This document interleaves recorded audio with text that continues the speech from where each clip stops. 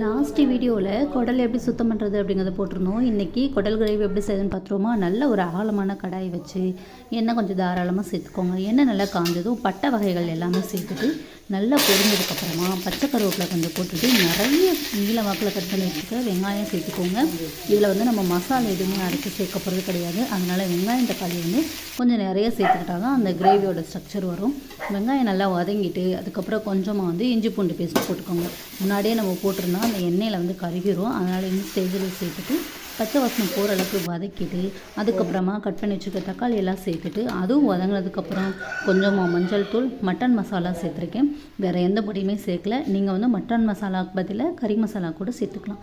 இப்போ அது நல்லா வதக்கினதுக்கப்புறமா முன்னாடியே க்ளீன் பண்ணி வச்சுருக்க குடல் எல்லாத்தையுமே எடுத்து இதில் போட்டுட்டு நல்லா கிளறி விடுங்க. தேவையான அளவு உப்பு சேர்த்துக்கோங்க. உப்பு காரம் எல்லாம் பத்தலை அப்படின்னா செக் பண்ணிவிட்டு சேர்த்துட்டு நல்லா கிண்டி விட்டுட்டு வேக விடுங்க. குடல்லேருந்து தண்ணி லேசாக இறங்கும். அது வந்து வேகிறது கொஞ்சம் பத்தாது. அதனால் லைட்டாக தண்ணி விட்டுட்டு தேங்காய் கொஞ்சம் அரைச்சி ஊற்றி சேர்த்துட்டு நல்லா வேக விடுங்க.